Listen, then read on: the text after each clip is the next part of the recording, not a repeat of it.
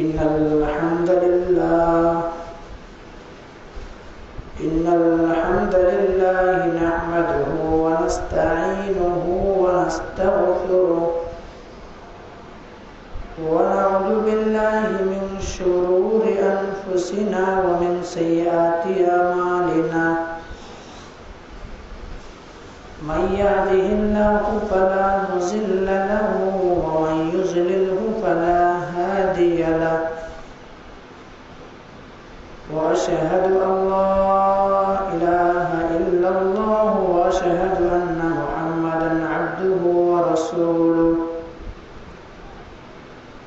يا أيها الذين آمنوا اتقوا الله حق تقاته ولا تموتن إلا وأنتم مسلمون يا أيها الناس اتقوا ربكم الذي خلقكم من نفس واحدة وخلق منها زوجها وبث منهما رجالا كثيرا ونساء واتقوا الله الذي تساءلون به والأرحام إن الله كان عليكم رقيبا يا أيها الذين آمنوا اتقوا الله وقولوا قولا سديدا يصلح لكم أعمالكم ويغفر لكم ذنوبكم ومن يطع الله ورسوله فقد فاز فوزا عظيما أما بعد فإن خير الحديث كتاب الله وخير الهدي هدي محمد صلى الله عليه وسلم وشر الأمور محدثاتها وكل محدثة بدعة وكل بدعة ضلالة وكل ضلالة في النار فقد قال الله تبارك وتعالى في كلامه المجيد والفرقان الحميد فأعوذ بالله من الشيطان الرجيم بسم الله الرحمن الرحيم وقال رب إني ذاهب إلى ربي سيهدين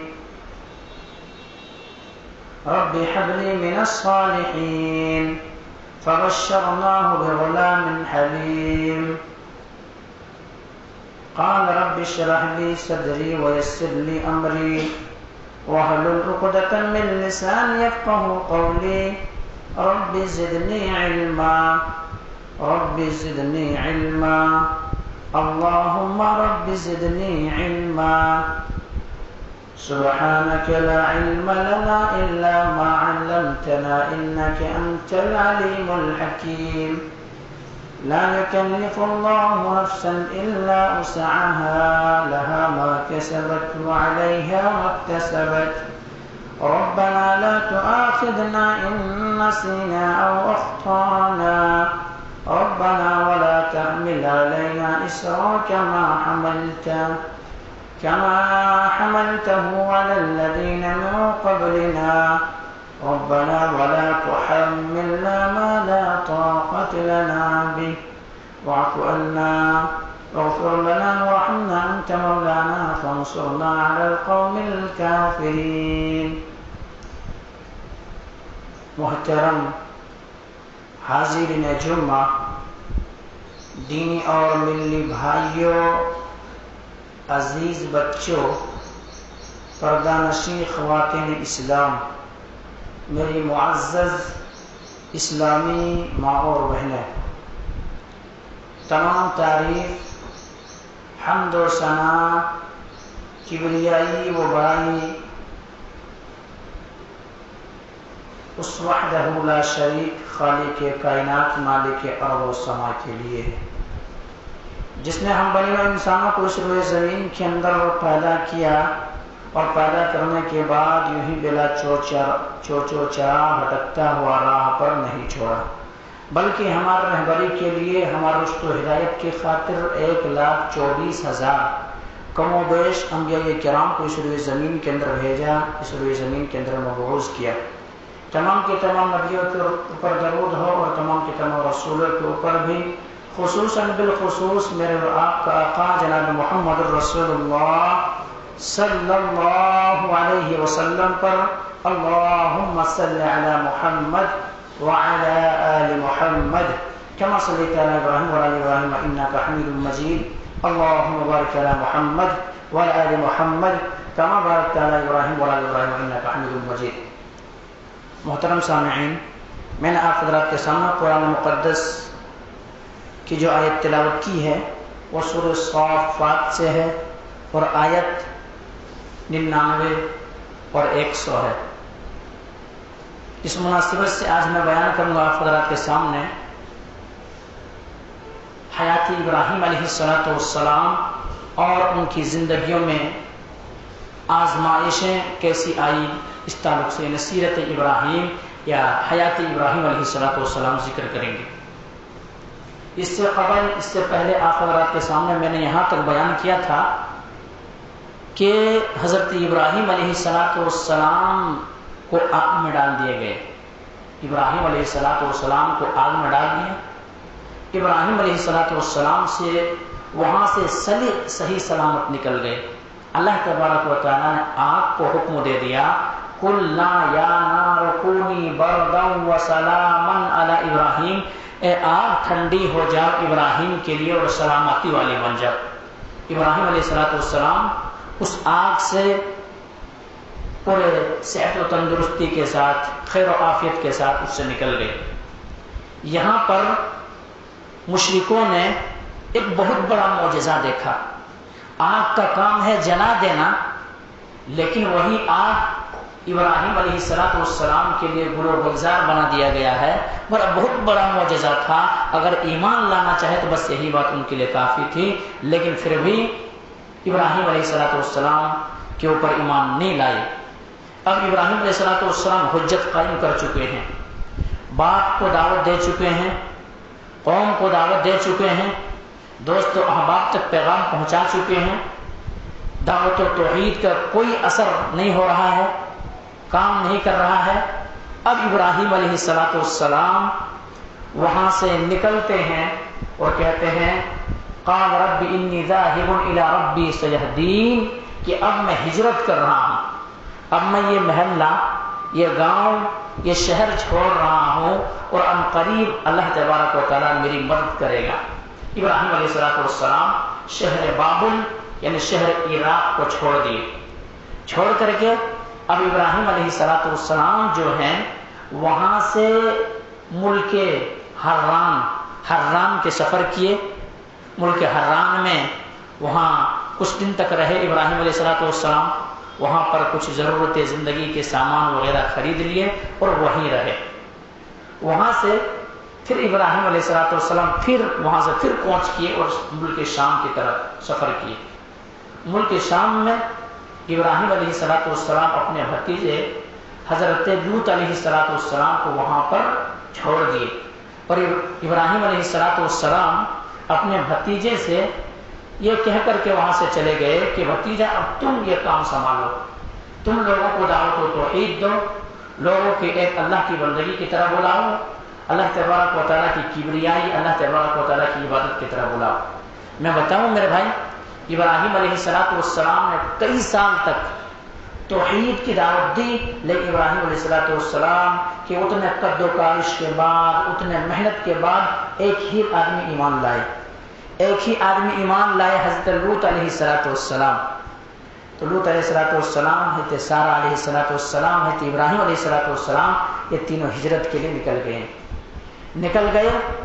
تو ابراہیم علیہ السلام پہلے شہر حران میں پڑاؤ کیے، پھر ملک شام پہنچے، پھر وہاں ملک شام میں حضرت ابراہیم علیہ السلام اپنے بھتیجے لوط علیہ السلام کو چھوڑ کر کے وہاں سے اب مصر کے سفر کیے. ابراہیم علیہ السلام کے حالات زندگی جو ہے میرے بھائی، پوری زندگی ان کی آزمائشوں میں کٹ گئی ہے، پوری زندگی امتحانات میں کٹ گئے ہیں. ان کی پوری زندگی اللہ تبارک و تعالی امتحان لیتے رہے. ابھی نوجوان تھا، ابھی باپ کے گھر کو چھوڑ دیا، اب بڑھاپے کو قدم رکھا ہے، عمر 80-86 سال کی ہو گئی ہے، 80 پر 6 سال عمر ہو گئی ہے. اب ایک بیٹا اللہ تبارک و تعالیٰ نے عطا کیا ہے، انہیں بھی اللہ کے راہ میں قربان کرنے کے تعلق سے اللہ تبارک و تعالیٰ حکم دے دیتا ہے کہ اس بیٹے کو بھی قربان کرو۔ پوری زندگی آزمائش میں کٹی ابراہیم علیہ السلام کی، اسی لیے اللہ تبارک و تعالیٰ نے فرمایا وَإِذِ ابْتَلَىٰ إِبْرَاهِيمَ رَبُّهُ بِكَلِمَاتٍ فَأَتَمَّهُنَّ قَالَ إِنِّي جَاعِلُكَ لِلنَّاسِ إِمَامًا قَالَ وَمِن ذُرِّيَّتِي قَالَ لَا يَنَالُ عَهْدِ الظَّالِمِينَ۔ اللہ تبارک و تعالیٰ نے حضرت ابراہیم علیہ السلام کو کئی باتوں سے آزمایا، تو ابراہیم علیہ السلام تمام باتوں پر مکمل اتر گئے، تمام آزمائشوں میں مکمل اتر گئے۔ تب اللہ تبارک و تعالیٰ نے کہا کہ اب میں تمہیں لوگوں کا امام بنا دوں گا، وَجَعَلْنَا لِلْمُتَّقِينَ إِمَامًا، اب متقیوں کا امام بناؤں گا۔ تب ابراہیم علیہ السلام کو اللہ تبارک و تعالیٰ نے متقیوں کا امام بنایا۔ یہ ہے تو ابراہیم علیہ السلام بہرحال ملک حرام کو چھوڑ کر کے، ملک شام کو چھوڑ کر کے، ملک عراق کو چھوڑ کر کے، یہ تین شہر کو چھوڑ کر کے اب ملک مصر کی طرف جا رہے ہیں۔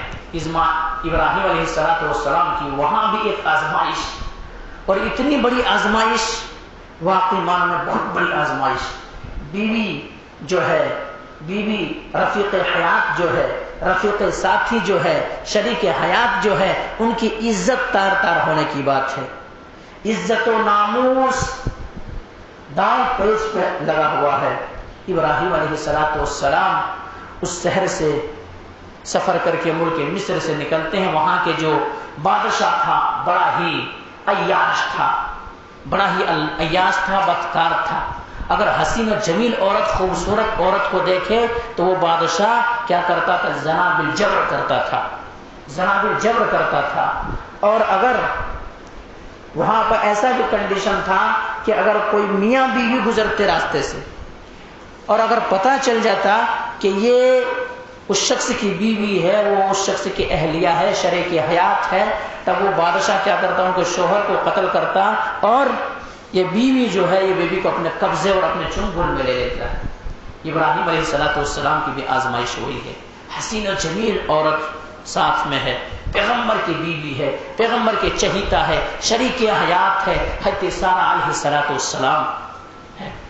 اب وہاں پر عزت و ناموس داؤ میں ہے، اب ان کی عزت بھی تار ہونے کی بات ہے۔ ابراہیم علیہ السلام کے پاس کچھ ان کے چیلے چمچے آتے ہیں جو وہاں کا بادشاہ تھا ان کا، اور اس کے بعد پوچھتے ہیں کہ یہ تمہارے کون ہے؟ ابراہیم علیہ السلام کہہ دیتے ہیں یہ میری بہن ہے، یہ میری بہن ہے۔ اور پھر ابراہیم علیہ السلام جب وہاں سے لوٹ کر کے آتے ہیں تو حضرت سارہ علیہ السلام سے بھی ابراہیم علیہ السلام یہی بات کہتے ہیں کہ سارہ دیکھو، میرے اور تمہارے سوا دنیا میں ابھی کوئی مسلمان نہیں ہے، اس حساب سے بھی ہم دونوں بھائی بہن ہوئے، اور میں نے بادشاہ کو کہا ہے کہ تو میری بہن ہے۔ بادشاہ کے سامنے تم انکار مت کرنا، بادشاہ پوچھے تو وہی کہنا کہ میں ان کی بہن ہوں۔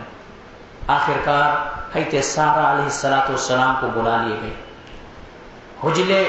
اجل عروسی سجایا گیا، عیاشی کی بستر سجایا گیا، بدکاری کرنے کے لیے یہ بادشاہ، زنا بالجبر کرنے کے لیے یہ بادشاہ، عزت و ناموس کے ساتھ کھلواڑ کرنے کے لیے بادشاہ تیار ہے، اور حضرت سارہ علیہ السلام کی عزت داؤ پیچ میں لگا ہوا ہے۔ عزت و ناموس کی بات ہے، عزت جا رہی ہے، اور ایک پیغمبر کی بیوی کی عزت لٹ جائے، بھلا اس سے بڑھ کر کے اور بڑی آزمائش کیا ہو سکتی ہے؟ لیکن وہ بھی پیغمبر کی بیوی ہیں، نبی کی بیوی ہیں، پوری زندگی جن کی آزمائش میں کٹ گئی ہے، ایسے پیغمبر اور ایسے نبی کی بیوی ہیں۔ اور بھی حضرت سارہ علیہ السلام جو ہیں وضو کرتی ہے، وضو کرنے کے بعد فتوضع وتصلی، نماز کے لیے کھڑی ہو جاتی ہے، نماز پڑھنے کے لیے تیار ہو جاتی ہے، اور اللہ رب العالمین سے دعا کرتی ہے، اللہ رب العالمین کے سامنے عاجز و انکساری کرتی ہے، اللہ تبارک و تعالیٰ سے مانگتی ہے، رب سے مطالبہ کرتی ہے، اور رب نے تو کہا ہے کہ جب میرے بندہ مجھے پکارے تو اجیب دعوت الداعی اذا دعان فلیستجیبوا لی ولیؤمنوا بی لعلہم یرشدون، جب میرے بندے مجھے پکارے تو میں اس کو دعا کو رد نہیں کرتا۔ وہاں پہ سارہ علیہ السلام مانگ رہی ہے، مطالبہ کر رہی ہے، سوال کر رہی ہے کہ اللہ تبارک و تعالیٰ آج عزت و ناموس کی بات ہے، اگر آج عزت و ناموس مٹ گئے تو آج پھر ہمارے اس سے بڑی مصیبت اور کیا ہو سکتی ہے۔ اللہ تبارک و تعالیٰ میرے شوہر کے سوا آج تک میرے اس چیز کو کوئی نہیں دیکھے، آج ایک پیغمبر کی بیوی ہو، ایک رسول کی بیوی ہو، ایک نبی کی بیوی ہو، اے اللہ آج میری لاز رکھ لے، آج تو میری حفاظت فرما۔ اللہ اکبر، دعا کرنا ہی تھا۔ یہ عیاش جو ہے، عیاش حضرت سارہ علیہ السلام کی طرف بڑھنا چاہتا ہے لیکن نہیں بڑھ پاتا ہے، وہیں پہ شل ہو جاتا ہے ہاتھ، وہیں پہ شل ہو جاتا ہے ہاتھ، جم جاتا بادشاہ کا پاؤں جنبش نہیں کر رہا ہے، ہاتھ جنبش نہیں کر رہا ہے، ہاتھ ہلانے کی بھی طاقت نہیں ہے، ہاتھ جنبش کرنے کی بھی طاقت نہیں ہے، وہیں پہ وہ جم جاتا ہے، وہیں پہ جم جاتا ہے۔ اب وہ بادشاہ پھر مطالبہ کرتا ہے، وہ کیا مطالبہ ہے کہ سارہ علیہ السلام سے کہ سارہ میرے لیے اپنے رب سے دعا کرو، میرے لیے اپنے رب سے مانگو کہ اللہ مجھے صحیح سلامت کر دے، تیرے رب مجھے صحیح سلامت کر دے۔ حضرت سارہ علیہ السلام سوچتی ہے کہ اگر آج یہ انسان مر گیا، آج یہ بادشاہ مر گیا تو لوگ پھر کیا کہیں گے کہ ایک پیغمبر کی بیوی، ایک نبی کی بیوی، ایک رسول کی بیوی، انہوں نے ان کو قتل کر دیا ہے۔ اس لیے حضرت سارہ علیہ السلام دعا کرتی ہے اور کہتے ہیں اللہ تبارک و تعالیٰ انہیں تو درست کر دے، اسے صحیح کر دے۔ دعا اللہ تبارک و تعالیٰ نے فوراً دعا کرنا ہی تھا، فوراً دعا اللہ نے قبول کی اور اس بادشاہ کو صحیح کر دیا۔ لیکن تھا یہ عیاش، تھا یہ بدکار، اپنے وہ برائیوں سے باز کیسے آ سکتا تھا؟ ان کے رگ و ریشے کے اندر یہ برائیاں بس چکا تھا، خون میں پیوست ہو چکا تھا، عیاش بدکار تھا، یہ کیسے مان سکتا تھا؟ پھر سے عزت و ناموس کی پھر سے بات ہے، پھر سے حضرت سارہ علیہ السلام کی عزت کو تار کرنے کی کوشش کرتا ہے یہ بادشاہ۔ پھر سے سارہ علیہ السلام دعا کرتی ہے کہ اللہ آج تو میری لاز رکھ لے، اللہ آج میری عزت کی حفاظت فرما، اے اللہ آج ایک پیغمبر کی بیوی کی عزت خطرے میں ہے، عزت و ناموس خطرے میں ہے، اے اللہ تو آج میری لاز رکھ لے، آج میری حفاظت فرما۔ اللہ اکبر، دعا کرنا ہی تھا۔ پھر یہ انسان شل ہو گیا، پھر یہ انسان کپ کپی طاری ہو گئی، ہاتھ پاؤں جنبش نہیں کر رہا ہے، حرکت نہیں کر رہا ہے، بے جان ہو چکا ہے وہ انسان، جان تو ہے لیکن ہاتھ اور پاؤں کام نہیں کر رہا ہے۔ اب یہ انسان پھر سے کہتا ہے کہ دعا کرو، پھر دعا کر دیتی، پھر صحیح ہو جاتا ہے یہ بندہ، تیسری مرتبہ پھر بڑھنے کی کوشش کرتا ہے، پھر دعا کرتی ہے، پھر دعا کے بعد پھر یہ شل ہوتا ہے، ہاتھ و پاؤں جنبش نہیں کر رہا ہے۔ پھر یہ انسان اب پکا وعدہ کرتا ہے کہ اے سارہ اب دعا کرو اپنے رب سے، اب میں اس غلطی سے باز آتا ہوں، اب میں وہ کام نہیں کروں گا، وہ حرکت نہیں کروں گا، اب دعا کرو۔ اب سارہ علیہ السلام دعا کرتے پھر صحیح ہو جاتے ہیں، اور صحیح ہو جانے کے بعد اب وہ بادشاہ اپنے چیلوں کو بلاتے ہیں، اپنے چمچوں کو بلاتے ہیں، اپنے نوکروں کو بلاتے ہیں اور کہتے ہیں کہ تم نے کوئی انسان نہیں بلکہ کوئی جنی لے آئے ہو، جن شرکس جنات لے آئے ہو۔ اور پھر وہاں ہوتا اللہ رب العالمین کی مدد آتی ہے۔ میرے بھائیوں میں بتا یہ رہا تھا کہ فتوضا وتصلی، وہ وضو کرتی ہے اور نماز پڑھتی ہے، تو نماز کی برکت سے دیکھیں کیا وہاں سے مصیبت، پریشانی، عزت و ناموس خطرے میں ہے، لیکن ایسے گھڑی بھی مصیبت اور پریشانی سے نکل جاتی ہے اور نکلتی ہی نہیں ہے بلکہ اللہ تبارک و تعالیٰ کی جانب سے ایک گفٹ کے طور پر وہ بادشاہ کی بیٹی یا بادشاہ کی لونڈی انہیں گفٹ تحفے کی شکل میں دے دیتے ہیں کہ جاؤ اس کو بھی لے کے جاؤ، اس کو بھی لے کے جاؤ۔ تو میرے بھائیوں میں بتا یہ رہا تھا، دیکھیے کبھی اگر ہمارے اور آپ کی عزت و ناموس اگر خطرے میں ہو، اگر ہم اور آپ بھی کبھی ذلیل ہو رہے ہوں، اگر ہمارے اور آپ کی بھی تمام سہارے ٹوٹ گئے ہوں، اس وقت تمام دوست و احباب روٹھ گئے ہو، چھوڑ دیے ہو، سب کچھ ناراض ہو گئے، رشتے ناطے سب ٹوٹ گئے ہو، کوئی سہارا نہ ہو، اس وقت ایک اللہ کو پکار کر دیکھو، الہم اللہ، اللہ کے سوا کوئی نہیں ہے، اللہ سننے والا ہے، پکار کے دیکھو تو صحیح۔ اور میرے رب نے وعدہ کیا ہے واستعینوا بالصبر والصلاۃ، کہ صبر اور نماز کے ذریعے سے میری مدد کرو، جیسا کہ صبر اور نماز کے ذریعے سے وہاں مدد طلب کی گئی، وہاں مانگا گیا، سوال کیا گیا، اللہ تبارک و تعالیٰ نے دعا کو سنا اور بادشاہ کو شل کر دیا اور مصیبت اور پریشانی سے وہاں نکال دیا۔ اب یہاں سے حضرت ابراہیم علیہ السلام کے پاس جب حضرت سارہ علیہ السلام پہنچتی ہے تو ابراہیم علیہ السلام بھی وہاں مصلی میں کھڑے ہیں، نماز پڑھ رہے ہیں، وہاں نماز پڑھ رہے ہیں، آخرکار اشارے اور کنایے میں بات ہوتی ہے اور سارہ علیہ السلام کہتی ہیں کہ ابراہیم میرے شوہر میرے تاجدار آپ خوش ہو جائیں، آج بادشاہ کی سازش کو اللہ نے ناکام کر دیا ہے، اللہ نے نامراد کر دیا ہے، اور دیکھو میں کیا لے کر کے آئی ہوں، دیکھو میں کیا لے کر کے آئی ہوں، بادشاہ کی بیٹی بھی میرے ساتھ آ گئی ہے۔ یہ ہے اللہ رب العالمین کی مدد، اور اللہ تبارک و تعالیٰ کی مدد ایسی آتی ہے۔ اب یہاں سے میرے بھائی کچھ مزید سفر کرتے ہیں۔ ابراہیم علیہ السلام، سارہ علیہ السلام، حاجرہ علیہ السلام وہاں سے مزید سفر کرتی ہے۔ اب کچھ ہی دن گزرنے کے بعد حضرت سارہ علیہ السلام خود کہتی ہے ہماری عمر جو ہے جوانی کی دہلیز ختم ہو چکی ہے، معمر اور کمزور ضعیف کی دہلیز پہ قدم رکھ چکی ہوں، اس لیے ایسا کیجئے کہ آپ یہ جوان عورت ہے، جوان بچی ہے، آپ ان سے شادی کر لیں۔ کن سے؟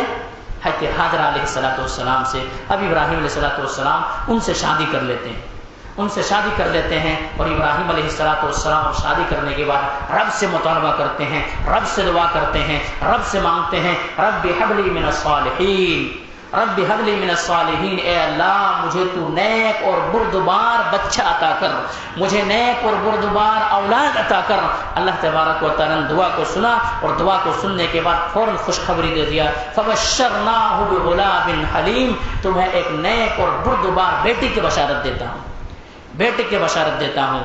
اب ابراہیم علیہ السلام کے گھر کیا ہے؟ ابراہیم علیہ السلام کی عمر جو ہے 80 پر 6 سال ہو گئے ہیں، لیکن نا امید نہیں ہوئے ہیں، کیونکہ رب تبارک و تعالیٰ کی جو ہے اس بات پر قادر ہے، اس بات پر قدرت رکھتا ہے۔ اللہ تبارک و تعالیٰ نا امیدی میں بھی امید پیدا کر سکتا ہے، ناممکن چیز کو بھی ممکن بنا سکتا ہے۔ اللہ تبارک و تعالیٰ کے لیے کوئی بعید بات نہیں ہے۔ ابراہیم علیہ السلام دعا کرتے ہیں، وہ عمر میں اللہ تبارک و تعالیٰ اولاد عطا کرتے ہیں، اور کون سے اولاد؟ حضرت اسماعیل علیہ السلام، حضرت اسماعیل علیہ السلام پیدا ہو جاتے ہیں۔ اب پھر کچھ دن تک یہ دونوں ساتھ میں رہتی ہے، دونوں سارہ علیہ السلام، حاجرہ علیہ السلام اور نبینا حضرت ابراہیم علیہ السلام کچھ دن تک ساتھ میں رہتے ہیں۔ اب کیا دیکھتے ہیں کہ ابراہیم علیہ السلام اپنے بچے سے بہت زیادہ محبت کر رہے ہیں، اور لگاؤ سارہ علیہ السلام سے ہٹ کر کے ذرا حاجرہ علیہ السلام کی طرف ذرا متوجہ زیادہ ہو رہے ہیں۔ اب یہ دونوں سوتن ہے، آخر سوتن کو کون برداشت کر سکتے؟ سوتن کو کون برداشت کر سکتے؟ وہ عورت بھی سوتن ہے، آخرکار یہ دل ہی دل میں جلن محسوس کرتی ہے، اور اس کے بعد پھر یہ جلن کو دیکھ کر کے اللہ رب العالمین نے پھر آزمانا چاہا کہ اب دونوں میں کہیں انبن نہ ہو جائے، دونوں میں کہیں تنازع اور جھگڑے و فساد نہ ہو جائے، نبی کے گھر میں کہیں جھگڑا و فساد برپا نہ ہو جائے۔ اس لیے اللہ تبارک و تعالیٰ اب ابراہیم خلیل اللہ علیہ السلام کو حکم دیتا ہے کہ ابراہیم خلیل اللہ علیہ السلام اب آپ ایسے کیجئے، آپ ایسا کیجئے کہ آپ اپنے لخت جگر، اپنے نور نظر اور اپنے چہیتے بیوی حضرت حاجرہ علیہ السلام کو وادی زیزرا میں چھوڑ کر کے آئیے۔ وادی زیزرا سے مراد وہاں مکہ، شہر مکہ میں چھوڑ کر کے آئے، اور جس وقت حضرت ابراہیم علیہ السلام مکہ میں چھوڑ کر کے واپس آ رہے تھے، اس وقت کوئی بھی شے، کوئی بھی چیز وہاں پہ موجود نہیں تھا، یہاں تک کہ کوئی پرندے بھی وہاں پر نہیں مارتے تھے، جنبش نہیں کرتے تھے، کوئی وہاں بستی آبادی وادی زیزر چٹیل میدان ایک بڑے درخت کے پاس بیٹھا کر کے ابراہیم علیہ السلام وہاں سے لوٹ رہے ہیں۔ آزمائش دیکھیے، بڑھاپے کی عمر میں اولاد اللہ تبارک و تعالیٰ نے عطا کیا ہے، اس اولاد کو بھی نظروں سے اوجھل رکھنے کے تعلق سے حکم دے دیا کہ بیٹے کو وادی زیزرا میں چھوڑ دیجیے۔ واقعی معنوں میں ہم اور آپ تصور کر سکتے ہیں کہ وادی زیزرا کوئی شے نہیں ہے، کوئی چیز نہیں ہے۔ اپنے ایک بار سینے میں ہاتھ رکھ کر کے سوچئے، ہمارا آپ کی اولاد ہو، ہمارا آپ کے بیٹے فرزند ہو، اور ہم اور آپ کہیں ان کو دور چھوڑنے کے لیے جاتے ہیں تو تڑپ جاتے ہیں، میرے بچے کا کیا حال ہوگا، میرا بچہ کھایا ہوگا یا نہیں کھایا ہوگا۔ کچھ زیادہ دور کی بات تو نہیں، اگر ایک بچہ والد اپنے بچے کو ذرا چھوٹا ہے اسکول میں چھوڑنے کے لیے جاتا ہے، دیگر جگہوں پہ چھوڑنے کے لیے جاتا ہے، تو ذہن و دماغ وہیں پہ لگا ہوا رہتا ہے کہ بچہ میرا کس حال میں ہوگا، بچہ میرے کس کنڈیشن میں ہوگا۔ ابراہیم علیہ السلام تو وہاں چھوڑ کر کے آ رہے ہیں جہاں وادی زیزرا ہے، نہ تو پانی ہے، نہ تو کھانا ہے، کوئی بھی شے موجود نہیں ہے، وہاں ابراہیم علیہ السلام چھوڑ کر کے آ رہے ہیں۔ آخرکار حضرت हाजरा अलैहिस्सलाम इब्राहिम अलैहिस्सलाम जब वापस आने लगते हैं, हाजरा अलैहिस्सलाम पकड़ लेती है और सवाल करती है, पूछती है कि इब्राहिम क्या नाराज़ हो मुझसे, क्या नाराज़गी की वजह से यहाँ छोड़ के जा रहे हो? इब्राहिम अलैहिस्सलाम कोई जवाब नहीं देते हैं। फिर से सवाल करती है, इब्राहिम अलैहिस्सलाम सुकूत इख्तियार किए हुए हैं, खामोशी इख्तियार किए हुए हैं, कोई जवाब नहीं दे रहे हैं। आखिरकार ये सवाल बदलती है और पूछती है कि इब्राहिम अलैहिस्सलाम मेरे सरताज, मेरे शौहर, क्या ये अल्लाह का हुक्म है? क्या अल्लाह ने यह हुक्म दिया है? क्या यह अल्लाह की जानिब से यह हुक्म मिला है आपको? इब्राहिम अलैहिस्सलाम इशारे से बात करते हैं, हाँ ये अल्लाह की जानिब से अल्लाह ने मुझे हुक्म दे दिया है कि ये फर्जंद अजीज़, नूर नज़र, लख्त जिगर और अपने बीवी को वादी ज़ीज़रा में छोड़ के अभी अल्लाह की जानिब से हुक्म मिला है। इब्राहिम अलैहिस्सलाम की बीवी, हमारी और आपकी माँ, तमाम मोमिनों की माँ हज़रत हाजरा अलैहिस्सलाम पर कुर्बान जाइए।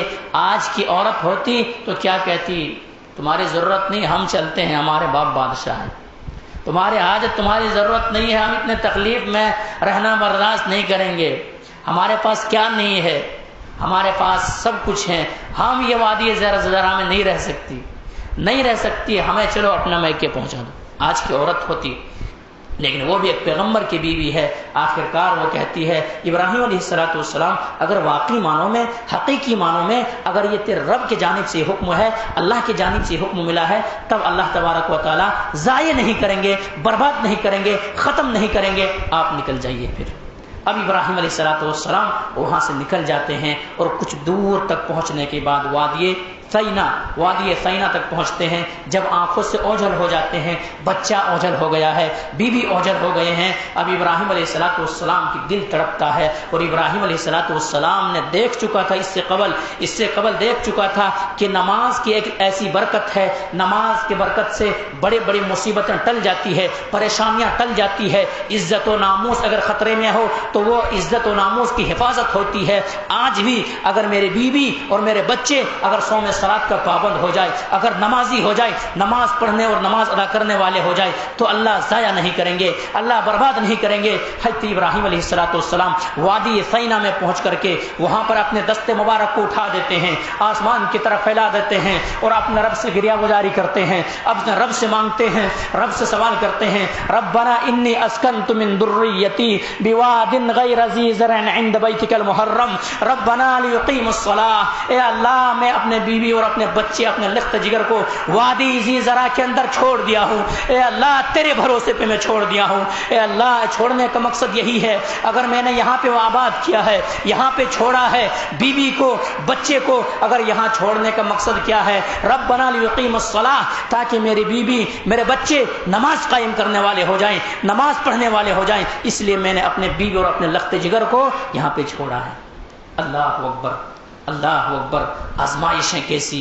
आजमाइशें कैसी, जवान है, बाप ने घर से धक्का मार के निकाल दिया है, बुढ़ापे को दहलीज पे कदम रखा है, 80 पे 6 साल में औलाद की नेमत से अल्लाह ने नवाजा है, वो औलाद को भी नजरों से ओझल और वादी ज़ी ज़रा में छोड़ने का हुक्म आया। ए इब्राहिम, तेरे क्या कहना, क्या क्या कुर्बानियां तुमने नहीं दी, क्या क्या कुर्बानियां नहीं दी। मेरे भाइयों, सीरत निगारों ने लिखा है, मोरखीन ने लिखा है, इब्राहिम अलैहिस्सलाम जब वहाँ वादी ज़ी ज़रा के अंदर छोड़ करके आ रहे थे तो हज़रत हाजरा अलैहिस्सलाम के पास सिर्फ एक थैली में खजूर है, एक थैली में चंद खजूर है और एक मशकीज़ा पानी है, एक मशकीज़ा पानी है।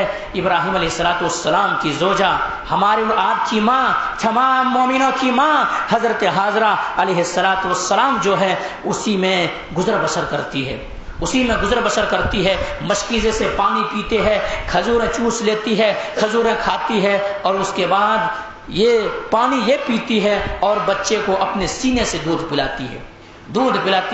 चंद दिन के बाद ये तमाम चीज़ें ख़त्म हो गई, चंद दिन के बाद ये खजूर ख़त्म हो गए, ये पानी ख़त्म हो गए।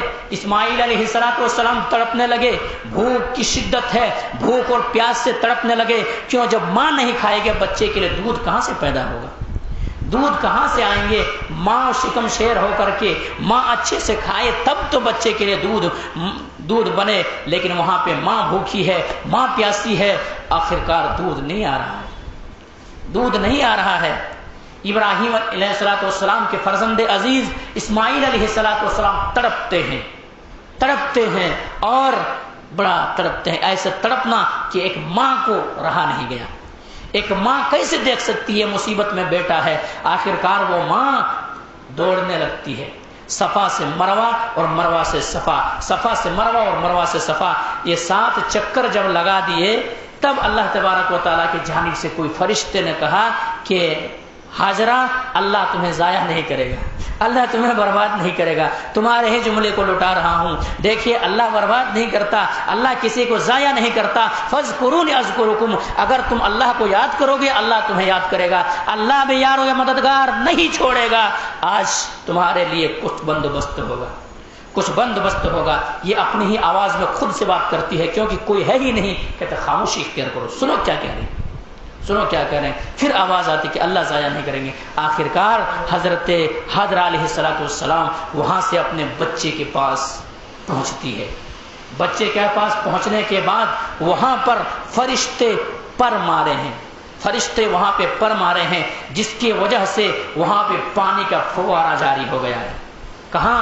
آج جہاں پر مکہ موجود ہے، آج جہاں پہ حاجیوں کی تعداد انگنت رہتے ہیں، آج جہاں پر لوگ جانے کے لیے ترستے ہیں کہ کاش کہ میں وہاں پہنچ جاؤں، وہاں پہ آ کر کے فرشتے پر مارتے ہیں، وہاں سے پانی کا فوارہ جاری ہو جاتا ہے، پانی کا فوارہ جاری ہو جاتا ہے۔ آخرکار حضرت حاجرہ علیہ السلام یہاں پہنچتی ہے، اور پہنچنے کے بعد حاجرہ علیہ السلام شکم شیر ہوتی ہے، پانی پیتی ہے، اور پانی پینے کے بعد مشکیزے میں پانی بھرنے لگتی ہے، اور اس کے بعد سریانی زبان میں کہتی ہے زم زم زم، رک جا رک جا رک جا، یعنی اس کے مطلب ہے ٹھہر جا ٹھہر جا ٹھہر جا۔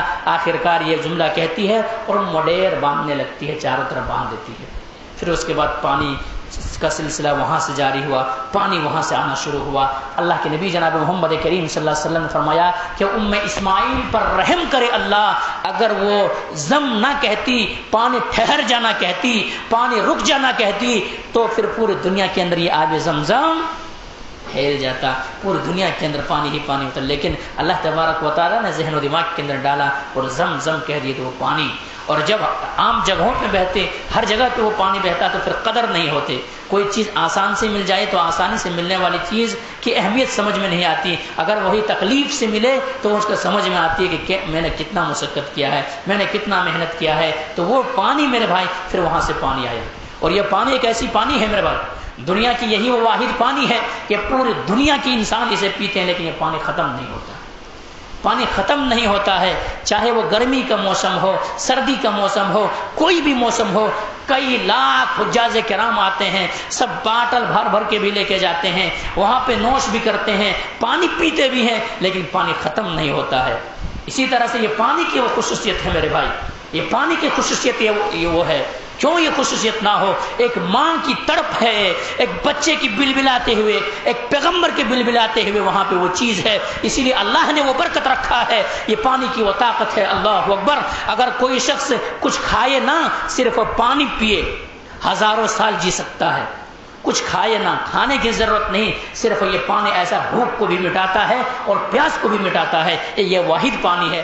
آج یہ دوسرے پانی آپ پئیں تو کیا ہے، آپ کو پیاس تو مٹ سکتا ہے، بھوک نہیں مٹتا، لیکن یہ پانی ایک واحد ایسی پانی ہے، اگر یہ پانی کو اگر کوئی پیے انسان تو موٹا بھی ہوتا ہے، بھوک بھی مٹتا ہے، پیاس بھی مٹتا ہے۔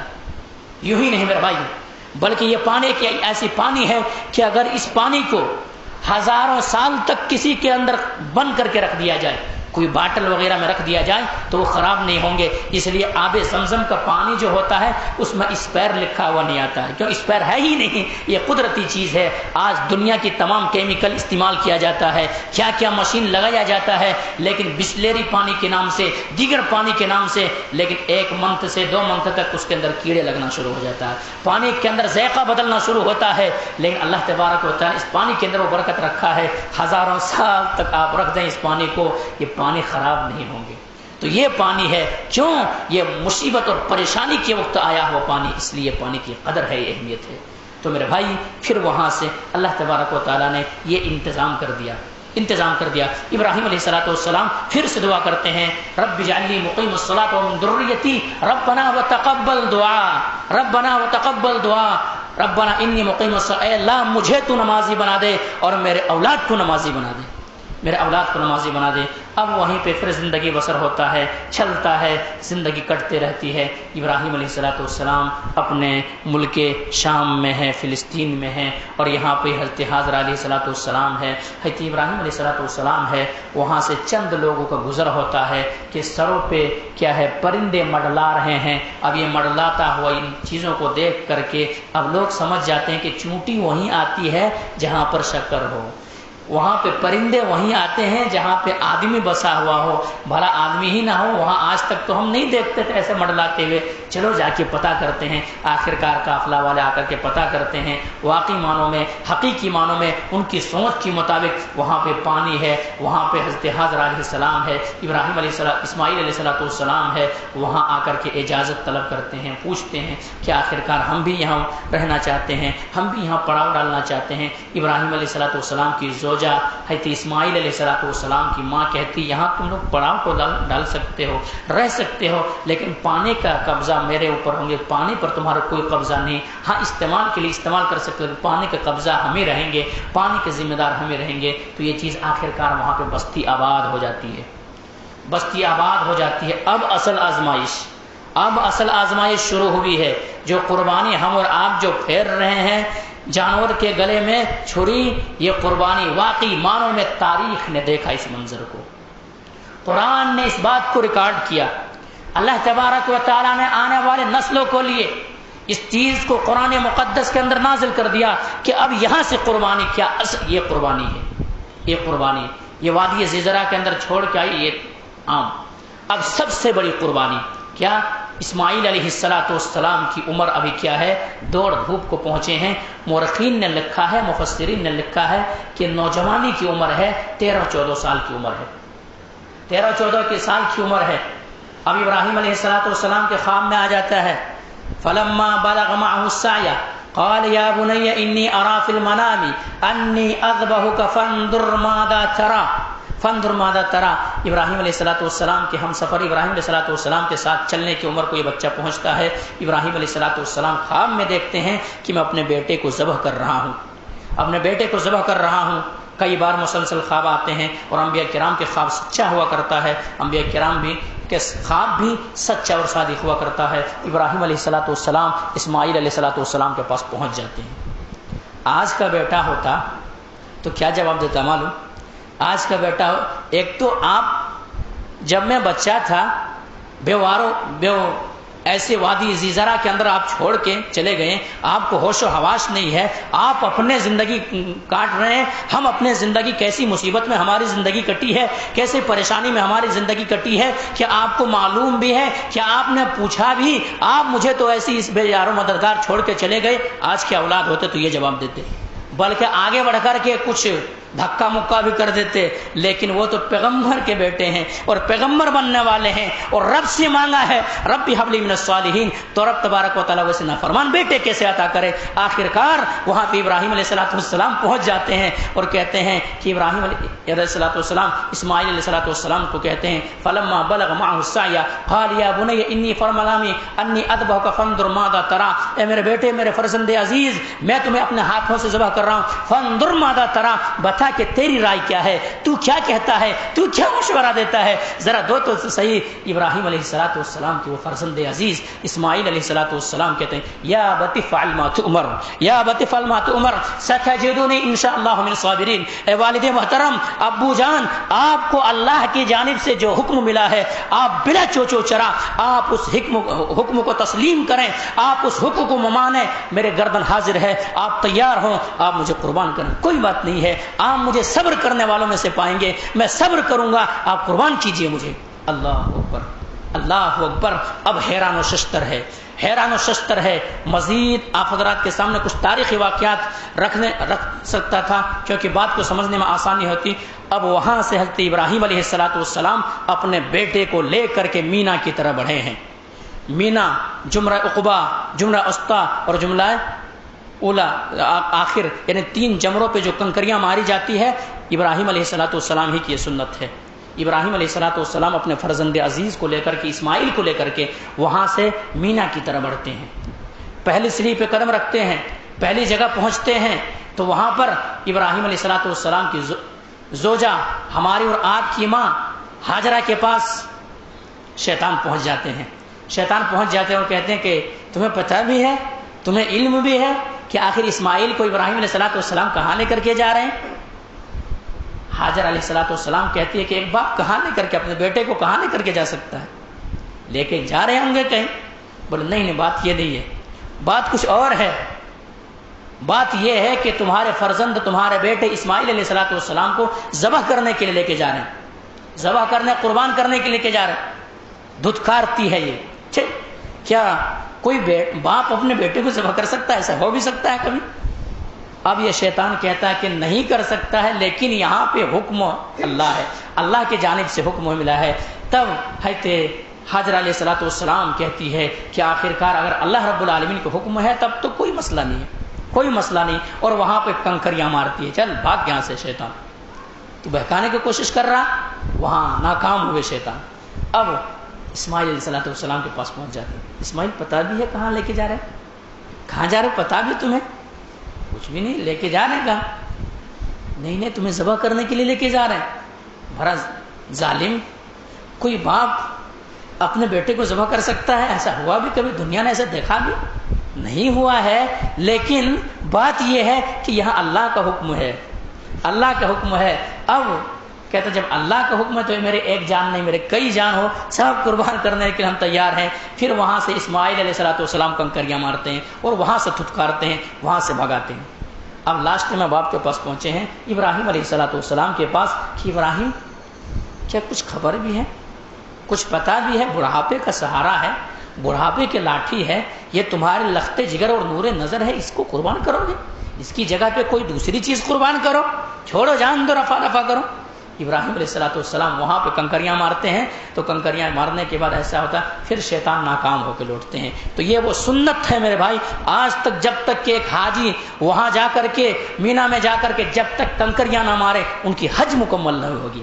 آج تک ایک حاجی جب تک وہاں صفا اور مروہ میں جس طرح سے حضرت حاجرہ علیہ السلام چکر لگا رہی تھی، دوڑ رہی تھی، تڑپ رہی تھی اور بیار و مددگار دوڑ رہی تھی، اس طرح سے جا کر کے ایک حاجی جا کر کے چکر نہ لگا لے، دوڑ نہ لگا لے، ان کے حج مکمل نہیں ہوں گے، ان کے حج مکمل نہیں ہوں گے۔ تو یہ چیز ہے، آخرکار مینا میں پہنچ جاتے ہیں اور ابراہیم علیہ السلام اپنے فرزند عزیز اسماعیل علیہ السلام کو وہاں پہ لٹا دیتے ہیں۔ اللہ نے قرآن مقدس کے اندر کہا ہے تاللہ لاکیدن اصنامکم بعد ان تولوا مدبرین۔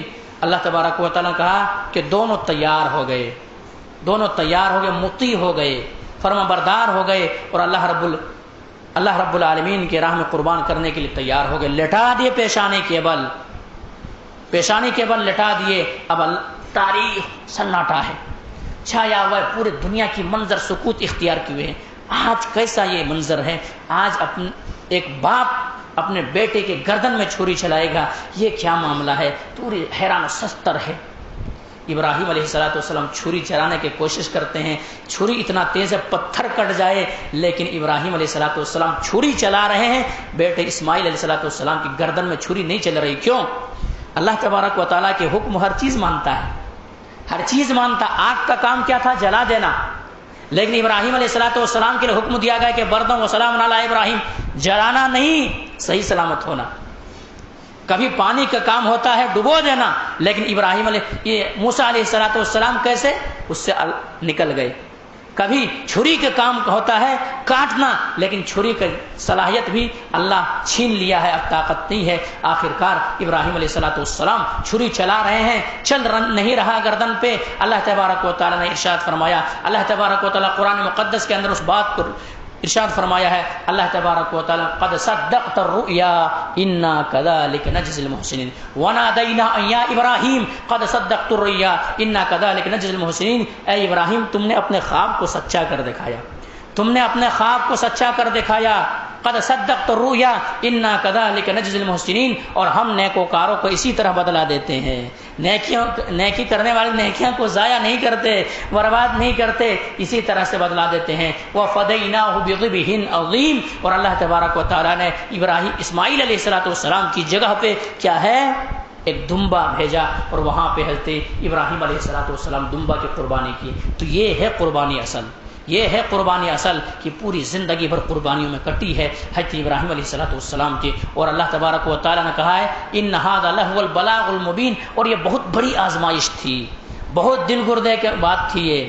آج ہم اور آپ کیا گردن کٹائیں گے، ہم اور آپ کیا گردن کٹائیں گے؟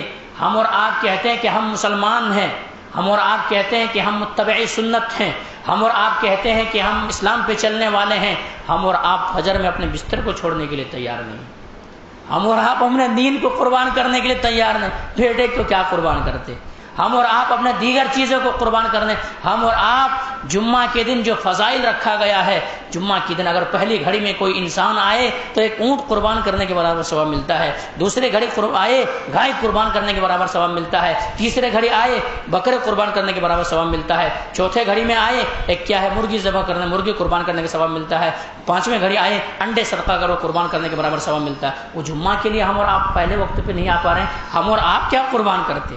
وہ ابراہیم علیہ السلام تھا، اسی لیے ابراہیم علیہ السلام نے کہا وَفَدَيْنَاهُ بِذِبْحٍ عَظِيمٍ، اور ابراہیم علیہ السلام جو ہے، ابراہیم علیہ السلام کے لیے اللہ تبارک و تعالیٰ نے کیا ہے ایک دمبا بھیج دیے، دمبا کو قربانی دی۔ ان ھذا لہو البلاغ المبین، اور یہ بہت بڑی آزمائش تھی لیکن اس کے اندر بھی مکمل اتر گئے۔ وَتَرَكْنَا عَلَيْهِ فِي الْآخِرِينَ، اور یہ چیز اللہ تبارک و تعالیٰ نے باقی رکھا ہے قربانی کو۔ تو یہ قربانی کیا ہے میرے بھائی؟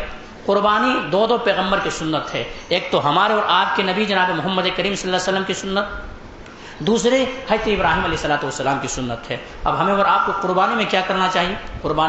قربانی کے لیے قبولیت کے لیے سب سے پہلے ہم اور آپ کو جو اخلاص کے ساتھ یہ نہ ہو کہ ہم قربانی نہیں کریں گے تو ہمارے بچے کیا کھائیں گے، ہم قربانی نہیں کریں گے تو محلے والے کیا بولیں گے، ہم قربانی نہیں کریں گے تو ہمارے ریلیشن کیا بولیں گے، یہ نہیں، بلکہ ہم قربانی کر رہے ہیں اللہ رب العالمین کو خوش کرنے کے لیے، اور ہمارا اور آپ کا ایک ہی جملہ ہو، ہمارا آپ کا ایک ہی اعلان ہو، ہمارا آپ کا ایک ہی پکار ہو، قل ان صلاتی ونسکی ومحیایا ومماتی للہ رب العالمین، میری نماز، میری قربانی، میرا جینا، میرا مرنا سب اللہ رب العالمین کے لیے۔ تو قربانی کے لیے، قربانی قبولیت کے لیے سب سے پہلے نیت کا درست ہونا، اخلاص کے ساتھ نیت۔ اسی طرح سے قربانی کے لیے جو جانور میں اور آپ خرید رہے ہو اس کو ذرا دیکھ لیا جائے، جانور کیا مصنع ہو۔ مصنع کا مطلب کیا ہے؟ یعنی دودھ کے دانت ٹوٹ جانے کے بعد دوسرا دانت آیا ہوا ہو، دانتا ہوا جانور ہو، وہ ہونا چاہیے۔ تیسری چیز کیا ہے؟ تیسری چیز قربانی کے لیے جو ہے وہ جانور 4 عیوب نہیں پائے جاتے، اس کے اندر 4 عیب سے پاک ہو۔ مثلا کانا ایسا جس کا کانا پن ظاہر ہو، ننگڑا جس کے ننگڑا پن ظاہر ہو، بیماری جس کے بیماری ظاہر ہو، اور اسی طرح سے ایسا کمزور لاگر جانور جس کے ہڈی میں گودا نہ ہو، ایسی جانور اگر کریں گے تو وہ قابل قبول نہیں ہے۔ تو یہ چیز ہے۔ اسی طرح سے قربانی جو میں اور آپ کریں گے وہ نماز عید سے کے بعد ہو، نماز عید سے پہلے اگر کوئی قربانی کریں گے تو وہ قابل قبول نہیں ہے۔ اسی طرح سے قربانی جو ہے، قربانی کے جانور خود اپنے ہاتھوں سے انسان ذبح کرے، قربانی خود ہاتھوں سے ذبح کرے، اور تاکہ احساس پیدا ہو کہ واقعی معنوں میں آج تو جانور کی گردن میں چھری چلا رہا ہوں، اگر وہ حکم باقی رہتے، بیٹا اگر سامنے ہوتا تو اللہ رب العالمین کی رضا کی خاطر، اللہ کی خوشنودی کی خاطر، اللہ کو راضی کرنے کے لیے، جہنم کے آگ سے بچنے کے لیے، جنت میں داخلے کے لیے میں رب کو حکم سمجھ کر کے بیٹے کو بھی قربان کر دیتا۔ وہ احساس پیدا ہو۔ یہاں تک کہ عورتیں بھی قربانی کر سکتی ہے۔ آج اگر عورتیں کوئی چیز ذبح کر دے تو وہ مکروہ ہو جائے گی، آج حرام ہو جائیں گی۔ حالانکہ کیا ہے، حضرت ابو موسیٰ اشعری رضی اللہ تعالی عنہ اپنے بیٹیوں کو حکم دیتے تھے کہ ایسا کیا جائے کہ کیا ہے، قربانی خود اپنے ہاتھوں سے کیا جائے۔ اللہ کے نبی جناب محمد کریم صلی اللہ علیہ وسلم جب قربانی کرتے، اما عائشہ رضی اللہ عنہا چھری تیز کر کے لاتی تھی۔ تو یہ چیزیں ہیں۔ تو میرے بھائی یہ قربانی کی چیز ہمیں اور آپ کو کیا ہے، قربانی یہ چیز ہے، ہمیں اور آپ کو قربانی کرنا ہے، کیونکہ قربانی اگر جس کے پاس استطاعت ہے اور وہ قربانی نہیں کرتا ہے تو اللہ کے نبی جناب محمد کریم صلی اللہ علیہ وسلم فرمایا فلا یقربن مصلانا، وہ ہماری عیدگاہ کے قریب نہ آئے، ہماری عیدگاہ کے قریب نہ آئے۔ آج کئی لوگ ایسے بھی ہیں کئی لوگ ایسے بھی ہیں پیسے والے ہیں، صاحب سلطنت ہے، صاحب مال ہے، سب کچھ ہے ان کے پاس، لیکن وہ کیا کرتا ہے؟ وہ قربانی نہیں کرتا۔ کیا مال کا ضائع ہے، مال کی بربادی ہے، کیا قربانی کریں گے میرے بھائی؟ تو ہمیں اور آپ کو قربانی کرنا جن کے پاس استطاعت ہے۔ اسی طرح سے قربانی اگر آدمی کیا کرے، گھر کی جانب سے کوئی بکرا اگر ایک ذبح کرے تو بہتر ہے، لیکن اگر بکرا کے اگر کسی کے پاس طاقت نہیں ہے تو بعض جگہوں پہ حصے کا بھی اہتمام ہوتا ہے کہ اگر کوئی انسان اگر ایک گائے ہے تو اس میں 7 آدمی شامل ہو سکتا ہے، اسی طرح سے ایک اونٹ ہے تو اس میں بھی 7 آدمی شامل ہو سکتا ہے اور قربانی کر سکتا ہے، تو یہ قربانی ہے۔ قربانی ہمارے آپ کے نبی جناب محمد کریم صلی اللہ علیہ وسلم کی سنت ہے، حضرت ابراہیم علیہ السلام کی سنت ہے، یہ چیز ہے۔ الحمدللہ قربانی کی نماز اگر ہمیں اور آپ کو اللہ نے زندہ رکھا تو انشاءاللہ قربانی کی نماز جو ہے، نماز اتوار کے دن انشاءاللہ پڑھیں گے، تو ہم اور آپ کیا کریں؟ اس کے لیے تیاری کریں۔ یہ ایام ہمیں اور آپ کو جو ملا ہے میرے بھائی، آج بھی ہم اور آپ ہوش کے ناخن نہیں لے رہے ہیں، خوش فہمی میں مبتلا ہے۔ یہ ذی الحجہ کا مہینہ چل رہا ہے، اس کی اتنا فضائل ہے، اتنا اہمیت ہے، اتنا فضیلت ہے۔ اللہ کے نبی جناب محمد کریم صلی اللہ علیہ وسلم فرمایا، ایام الدنیا ایام العشر، یہ دنیا میں سب سے بہترین دن ہے، اور ان ایام میں کیے جانے والے اعمال اللہ رب العالمین کو بہت پسند ہے، بہت محبوب ہے، لیکن ان ایام میں بھی ہم اور آپ نمازوں سے دور ہیں، ان ایام میں بھی ہم اللہ رب العالمین کی عبادت سے دور ہیں، تو پھر میرے بھائی پھر ہم اور آپ کیا کر رہے ہیں؟ تو ہم اور آپ ابھی ایک ہی دن ہوا ہے، ابھی بھی ہمارے اور آپ کے پاس ابھی 9 دن بچا ہوا ہے کہ ہم اور آپ کیا کریں؟ اس سے فائدہ اٹھائے، نوافل کا اہتمام کریں، تکبیرات بلند آواز سے کہیں بھی چلتے پھرتے پڑھے، اللہ اکبر لا الہ الا اللہ واللہ اکبر اللہ اکبر وللہ الحمد، اللہ اکبر الحمدللہ سبحان اللہ، اور پڑھتے رہے، اللہ کا ذکر کرتے رہے، کیونکہ یہ ذکر کا دن ہے۔ اور اسی طرح سے یہ چیز ہے، یہ دن ایسا دن ہے میرے بھائی، ام العبادہ، یعنی تمام عبادتوں کو ایک جگہ جمع کر دیا ہے۔ یہ دن کیسے ہے؟ ایک انسان حج اسی مہینے میں کرتا ہے، عرفات کو روزہ اسی مہینے میں ہوتا ہے، شریعت مکمل اسی مہینے میں ہوئے، یوم النحر قربانی کے دن انہی ایام میں ہے، تو ہمیں اور آپ کو ان سے فائدہ اٹھانا چاہیے۔ اور اسی طرح سے میرے بھائی آج لاسٹ بات میں کہہ کر کے اپنے بات کو ختم کروں گا، اسی طرح سے روزہ، یوم عرفہ کا روزہ 9 ذی الحجہ، یہ روزہ اگر کوئی انسان رکھتا ہی تو سنت الذی قبلہ و سنت الذی بعدہ، 2 سال کے گناہ معاف ہوں گے، 2 سال ایک روزہ رکھیں گے۔ آج اگر دنیا کے معاملے میں کسی کو آفر دے دیا جائے کہ اگر آپ ایک دن کام کریں گے تو آپ کو 2 سال کا تنخواہ ملیں گے، لوگ کریں گے یا نہیں کریں گے؟ لوگ کرنے کے لیے تیار ہوں گے نہیں ہوں گے؟ اللہ تبارک و تعالیٰ نے ہماری زندگی مختصر رکھا ہے، اور اللہ نے آفر دیا کہ تو ایک دن کر، ہم تمہارے کھاتا سے، تمہارے نام اعمال سے 2 سال کے گناہ مٹا دیں گے۔ تو میرے بھائی ہم اور آپ اس روزے کا بھی اہتمام کریں۔ روزے لوگوں نے، اب سوشل میڈیا کا دور ہے، لوگوں نے یہ شوشہ چھوڑ دیا ہے، سعودی کے حساب سے رکھیں گے، سعودی جس روز عرفات میں پہنچتے ہیں اس روز رکھیں گے، تو یہ بکواس والی بات ہے، یہ بکواس والی بات ہے۔ اگر ویسا مان لیا جائے تو کبھی سعودی کے اندر اگر صبح ہے تو دیگر ممالک کے اندر رات ہے، کہ رات میں وہ روزہ رکھیں گے؟ اور کبھی ایسا ہے دیگر ممالک کے اندر کیا ہے، عید کے دن ہوتا ہے، کیا عید کے دن روزہ رکھیں گے؟ ایسا نہیں میرے بھائی، بلکہ اپنے اپنے علاقے، اپنے اپنے رویت کے حساب سے روزہ رکھیں گے۔ اور یہ روزہ کون سے دن رکھنا ہے؟ ہفتے کے دن یہ روزہ رکھنا ہے، اتوار کے دن پھر کیا ہے؟ اتوار کے دن پھر قربانی ہے۔ تو ہم اور آپ تہیہ کریں، یہ روزہ ہمارے آپ کی زندگی میں آئی ہے، ہم اور آپ اس کو غنیمت جان کر کے، پتہ نہیں ہم اور آپ 2 سال جئیں گے یا نہیں جئیں گے، کیا گارنٹی ہے ہماری؟ کیا گارنٹی؟ ہمارے کتنے احباب تھے، ہمارے کتنے ایسے دوست تھے، سوچے ہوئے تھے قربانی کریں گے لیکن قربانی تک قدم نہیں رکھ سکے، سوچے تھے اگلے مہینہ جا کر کے حج کر لیں گے لیکن حج تک نہیں پہنچ سکے، سوچے تھے کہ ہم رب تبارک و تعالیٰ کی طرف پلٹ کے چلے جائیں گے، نہیں آ سکے، سوچے تھے کہ ہم صوم صلات کے پابند بن جائیں گے، نہیں بن سکے، اسی حالت میں دنیا میں چلے گئے۔ تو ہمارے آپ کی بھی کیا گارنٹی ہے میرے بھائی؟ اس لیے ہم اور آپ صوم صلات کا پابند ہوں، نمازوں کا اہتمام کریں، روزے کا اہتمام کریں۔ بہرحال اس بات کو ختم کریں گے، اللہ سے دعا کریں گے مولا کریم جو بات کہی گئی ہے سب سے پہلے تو ہم اور آپ کو تو ان باتوں کے اوپر اچھی سمجھ کی توفیق دے دے، اس کے بعد مولا کریم ہم تمام مسلمانوں کو جو قربانی کے اندر جو جذبہ ہونا چاہیے، جس طرح سے اخلاص ہونی چاہیے، اس طرح سے مولا کریم ہم تمام مسلمانوں کے دلوں کے اندر تو اسی طرح سے جذبہ پیدا کر دے، اسی طرح سے اخلاص پیدا کر دے، اور وہی سنت ابراہیم زندہ اور نبی کریم صلی اللہ علیہ وسلم زندہ کرنے کی توفیق دے دے۔ مولا کریم جن کے پاس مال و دولت ہے، صاحب سلطنت ہے، سب کچھ ہے ان کے پاس، لیکن کنجوسی میں آ کر کے قربانی نہیں کر رہا ہے، تو مولا کریم تو انہیں بھی توفیق دے دے، وہ بھی قربانی کرنے کی توفیق دے دے۔ مولا کریم جو اس دنیا سے جا چکا ان کی مغفرت فرما دے۔ مولا کریم ہم جو ان ایام میں جو عبادتیں کریں گے یا جو کر رہے ہیں مولا کریم، تو تمام عبادتوں کو ہماری قبول کر لے مولا کریم، اور ہم تمام مسلمانوں کو جہنم کے آگ سے بچا کر کے جنت کے اندر جگہ دے دے مولا کریم۔ ملک ہندوستان کے اندر مسلمانوں کے خلاف طرح طرح کی آوازیں اٹھائی جا رہی ہے، مسلمانوں کے کبھی کھانے کے اوپر حکومت فیصلہ کر رہی ہے، کبھی ان کے لباس کے اوپر حکومت فیصلہ کر رہی ہے، تو مولا کریم تو بادشاہوں کا بادشاہ ہے، تو شہنشاہوں کا شہنشاہ ہے، مولا کریم تو مسلمانوں کے مددگار بن جا، مولا کریم تو مسلمانوں کی مدد فرما، مولا کریم تو مسلمانوں کی عزت و ناموس کی حفاظت فرما، مولا کریم جو بیمار ہیں شفاء کاملہ عاجلہ عطا کر۔ تقبل رب العالمین واخر دعوانا الحمدللہ رب العالمین، سبحان و سلام و سلام والحمدللہ رب العالمین برحمتک یا ارحم الراحمین۔